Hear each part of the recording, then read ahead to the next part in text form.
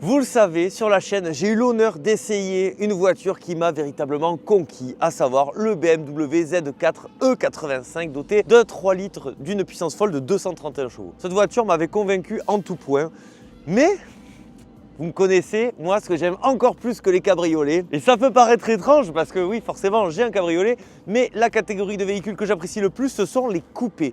Et alors celle-ci c'est un véritable rêve d'enfant, je suis trop content de pouvoir vous présenter enfin sur la chaîne une magnifique BMW Z4 coupé E86 dotée d'une puissance folle de 265 chevaux. Est-ce que ça va tarter à votre avis?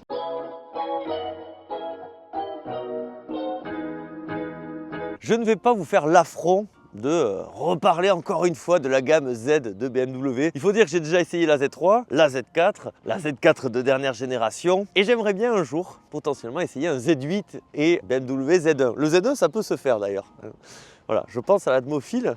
Cet été, ça doit le faire. Et ce qui fait vraiment, je trouve, la légende de cette gamme Z, c'est que chaque modèle avait son petit truc. Le Z4, c'est une vision néo-rétro-futuriste. Elle est infiniment plus moderne, je trouve, d'un point de vue design comparé au Z3, mais à la fois, elle a un côté presque un petit peu rétro. Et par exemple, ce côté rétro, on va le retrouver avec ces petits clignotants là qui sont sur le côté, cachés derrière le logo BMW. On va avoir des proportions aussi rétro.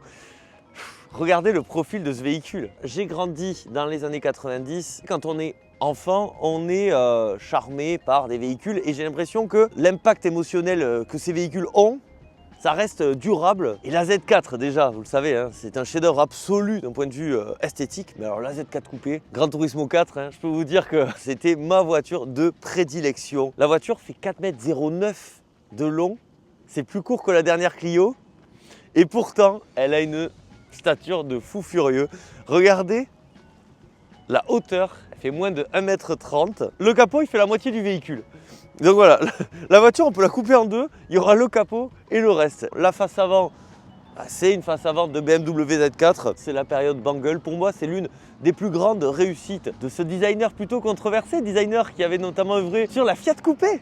Et oui, parce que là, attention, un grand merci à Atmophile qui est ici pour vous présenter son bolide, ce petit chef-d'œuvre qui avait auparavant un Fiat Coupé. Ce qui est magnifique, moi je trouve, avec ce véhicule, c'est que tout est harmonieux. Il y a une forme de symbiose, c'est sûrement le plus beau coupé, petit coupé des années 2000. Et pourtant, il y avait de la concurrence. Et donc, ce qui va véritablement changer forcément avec la Z4 cabriolet classique, ça va être ceci. Quelle maestria! On va retrouver forcément les feux arrière du BMW Z4, la double sortie d'échappement. Attention quand même.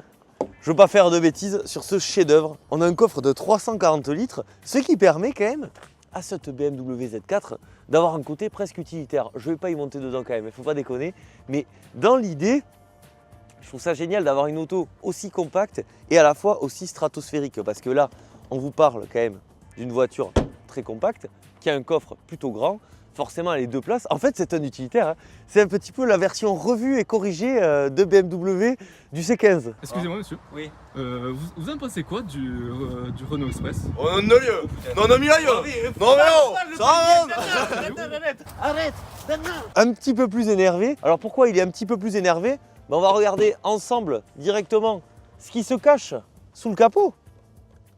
Et voilà. Qu'est-ce qu'on va retrouver là-dessous? Un petit 3 litres, 6 cylindres BMW. Hein. Alors on avait essayé le M54 la dernière fois sur le BMW Z4 cabriolet, 231 chevaux. Ici on va passer à 265 chevaux. Et c'est un moteur qui va se montrer résolument plus moderne, qui va s'alléger et qui va être disponible sur moult BMW hein, du milieu fin des années 2000. Ce moteur-là, précis, était monté sous le capot de la plus petite BMW de l'époque, à savoir la série 1, la 130i, qui me faisait de l'œil à l'époque. 265 chevaux, ça paraissait complètement taré. Aujourd'hui, vous savez, avec l'électrique, on a des puissances complètement monstres, mais 265 chevaux sur une bagnole aussi compacte et autant dédiée au sport, moi, vous le savez, là, j'ai vraiment qu'une hâte, c'est de la piloter. Malgré ses 1395 kg, elle a une forme de légèreté. Normalement, hein, parce que je parle en tant que connaisseur du cabriolet. Ici, normalement, ça devrait être encore mieux, plus rigide, tout ça. Et c'est un bonheur de tous les instants à conduire ce véhicule. Mais je vous dirai tout ceci en conclusion. Peut-être je serai très déçu. Je pense pas. C'est pour ça que je me permets un petit peu de m'avancer. Qu'on me parle pas ici de Golf R32, de ses rivales là d'époque et d'Audi RS3, tout ça. Non, non. Là, on est sur une pièce d'orfèvre, on est sur un chef-d'œuvre automobile. Et même si c'est le plus petit moteur entre guillemets de la Z4 coupé, les performances elles sont plutôt pas mal parce que le 0 à 100 il va tomber en 5 secondes 7, 250 km/h forcément de vitesse de pointe limitée. Le millimètre départ arrêté 25 secondes 2. Et le pire dans tout ça, c'est que niveau consommation, ça reste pour un véhicule aussi énervé, plutôt raisonnable. En usage mixte, on va être autour de 10 litres. Si vous n'en aviez pas assez avec ce moteur, sachez qu'il existait en plus le moteur de la M3, E46, 343 chevaux là-dessus. Sur une voiture aussi compacte, j'ai bien peur que ce soit pratiquement inconduisible. C'est quand même vraiment assez idiot presque de faire ça. De mettre dans une voiture de la taille d'une Clio, un moteur de M3. Ils l'ont fait, BM, c'était vraiment une période où ils ne se refusaient rien. Enfin, je dis ça, même auparavant sur le Z3 coupé par exemple, et la Z3 classique, il y avait aussi la version M, avec encore une fois un dérivé du moteur de la M3. Ces versions doivent être totalement déraisonnables, irrationnelles. Si jamais l'un d'entre vous en a une, pourquoi pas le faire passer sur la chaîne, ça pourrait être pas mal. On a quand même un double vérin. Eh oui, c'est important. Et puis surtout, un bloc quand même. 6 cylindres, 3 litres, BMW, c'est l'amour cette voiture, coupé, boîte manuelle, propulsion, voilà. Mais de toute façon, on va bientôt, voilà, ça ferme bien, c'est incroyable. De toute façon, on va bientôt voir ce que ça vaut sur la route. On va regarder quand même 2 secondes l'habitacle qui, bon, on va pas se le cacher, c'est peut-être pas non plus la plus grande qualité de ce véhicule. Ces sièges sont incroyables, magnifiques. Alors, c'est vrai que clairement, l'intérieur des Z4, oui, bon, c'est peut-être ce qui a le plus vieilli, entre gros guillemets, même si c'est pas non plus catastrophique, loin de là. Donc on va s'installer. Vous savez, des fois, on utilise toujours un petit peu l'expression être au ras du sol. Des fois, c'est pas tout à fait le cas. Là, clairement, on en est vraiment très très proche. De toute façon, de toute façon, là, vous le voyez pas. Je me moque vraiment pas de vous. Là, bon, voilà quoi. On a quand même un petit pack M avec le petit volant M, le volant qui tient tellement bien même, qui est tellement agréable, tellement confortable. Ensuite, bien sûr, les doubles compteurs BMW, gradués jusqu'à 260 km/h. Bon voilà, zone rouge autour de 7000. L'habitacle, on ne regarde que peu au volant de ce véhicule. Le coup des hauts, c'est joli quand même, cette petite planche là, un effet un peu alu brossé. Alors là, Cardillac, là, ils n'étaient pas hyper contents parce que bon, voilà, ça... Encore, ça va quand même, franchement ça va. Petite boîte à gants, voilà, il y a un petit peu de rembourrage. On pouvait mettre les petites pesetas. Les sièges sont chauffants. Il faut appuyer sur un angle. Ah merde. T'es sûr? Sur les 2 angles peut-être? Ah voilà. Il y a un mode sport. Il y a le petit bouton sport. Et ça attention. Ça on verra si on le met, si vous êtes sage. Parce qu'après on va pas se tuer non plus, ça je vous le dis. Boîte donc. Ça fait tellement plaisir. Ça, c'est le genre de truc. Un petit levier comme ça, 6 rapports. Sinon, il y a aussi, quand même, une petite plancouse là. Et avec, bien sûr, lecteur DVD. Comme ça, on peut se mater Monstres et compagnie. C'est vachement bien. Donc, vraiment impeccable. Il y a la clim aussi, c'est important. Mais nous, qu'est-ce qu'on va rechercher à bord de ce véhicule? Ça va être les sensations. Et les sensations, c'est maintenant. Les sièges nous maintiennent parfaitement. Et là, je peux vous dire, j'ai le fiac, il est vraiment calé quoi. Alors je me plaignais d'ailleurs de la hauteur de coude. D'ailleurs salut, vous avez vu double écran, incroyable, magnifique. Mais ce qu'il faut savoir, c'est qu'il y a un accoudoir qui tombe très très bien ici. Et je vous en ai pas parlé tout à l'heure. Voilà, avant qu'on parte vraiment sur faire des oiveries, on peut discuter un petit peu. Regardez ceci. Ça, c'est vraiment le genre de petits détails qui vont nous enchanter tous les matins. Et par contre, et c'est marrant parce que vous voyez vraiment, j'ai l'impression que la Mazda, elle est plus basse. Et pourtant, la Mazda, en fait, elle est... c'est presque un 4x4.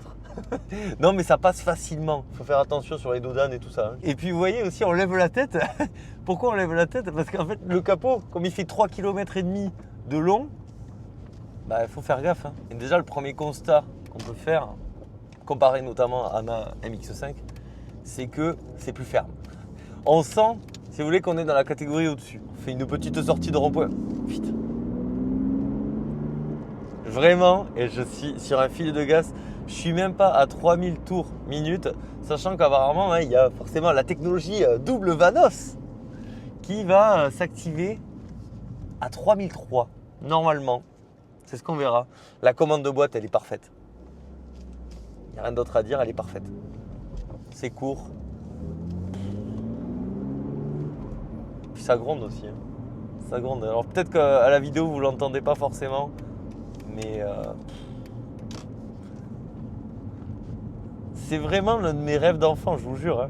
Et j'ai déjà essayé la Z4, mais alors la Z4 coupée, pour moi, voilà, c'est vraiment la cerise sur le gâteau, quoi. La Z4, elle est incroyable, mais là, on ajoute cette once d'exclusivité à une voiture déjà assez exclusive. Et c'est un bonheur ultime.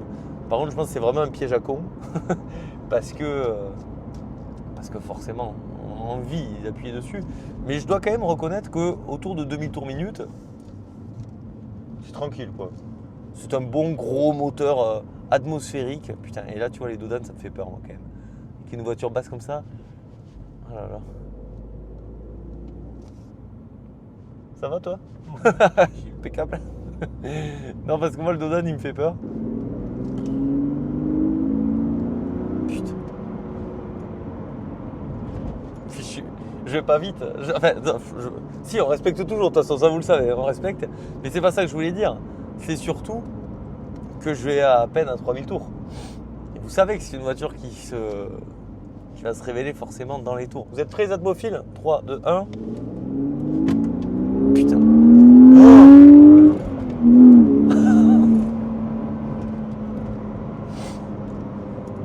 Ça va? Ça va. Putain. C'est impressionnant. J'en ai les lunettes de traviole. Allez, on repart? Allez, c'est parti. Putain de merde.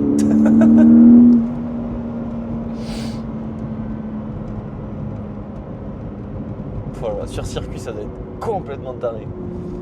Ça doit être incroyable.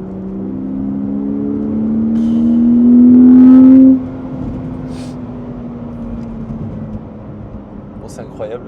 C'est exceptionnel. Qu'est-ce que tu veux que je te dise de plus? Franchement, désolé les atmophiles. Je vais pas avoir 1 milliard de trucs à vous dire. Ah, vous savez, hein, des fois, je me plains un petit peu de mon métier, hein, de l'incertitude, de tout ceci. Mais là, regardez, et c'est ça qui est rigolo. C'est qu'après, là, on la conduit comme ça. Voilà, vous voyez, petit double coup de posé. Petite main sur le volant. C'est vrai que ça se montre très facile à appréhender. Cette voiture, de toute façon, pour moi, elle coche toutes les cases de la voiture. Plaisir, c'est un plaisir visuel, c'est un plaisir des sens. Je me suis pas gouré, moi? Non, c'est là? Ouais. Ok. Je suis déstabilisé, je vous le dis. Bon, allez.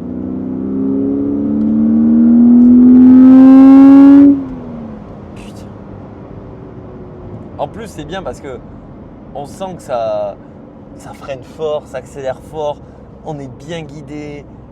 En plus, on le sent que le derrière, il peut partir un peu. Je veux pas, hein, mais quel bonheur. Je commence de plus en plus à avoir un coup de cœur véritable pour ces voitures-là de cette époque. Les voitures actuelles sont plus performantes. Elles vont être plus efficaces, tout ceci. Mais là, il y a un feeling. Il y a des sensations. C'est ça le plus important dans l'automobile et dans le sport auto. C'est pas d'avoir une voiture qui va faire 1200 chevaux et qui tombe le 0 à 100 en 2 secondes.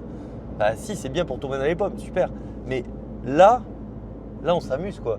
Et c'est vrai que, purée, on a quand même un bolide qui tombe le 0 à 100 en 5 secondes 7. Oula. Qu'est-ce qu'ils font là, eux? Oh là là. Eh bien putain, ils avaient prévu qu'on soit dans les parages, vous voyez un peu? Voilà. Parce qu'ils en ont marre que je prenne l'Atmorod.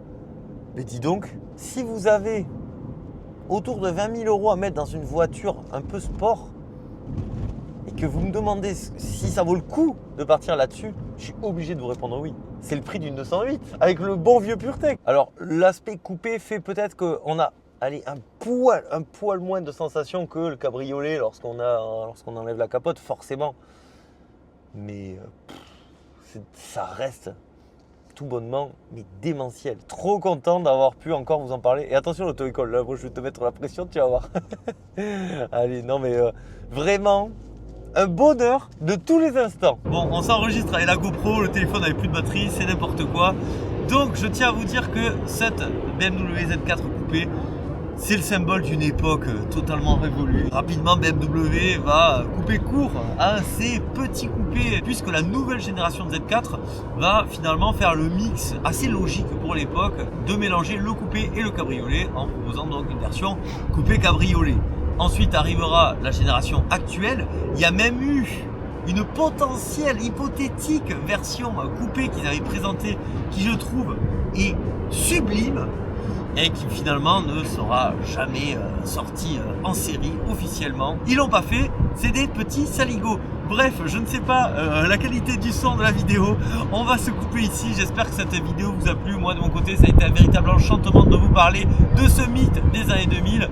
Donc si cette vidéo vous a plu, n'hésitez pas à penser au like, à l'abonnement, c'est hyper important. Un immense merci à tous ceux qui soutiennent la chaîne, que ce soit depuis Patreon ou YouTube Rejoindre. Vous êtes les athlophiles ultimes. Malgré tout, le plus important c'est pas ça, et vous savez c'est quoi le plus important, c'est de prendre soin de soi. Vous prenez soin de vous. C'était Atmo, je vous dis à la prochaine. Allez, bisous, ciao ciao.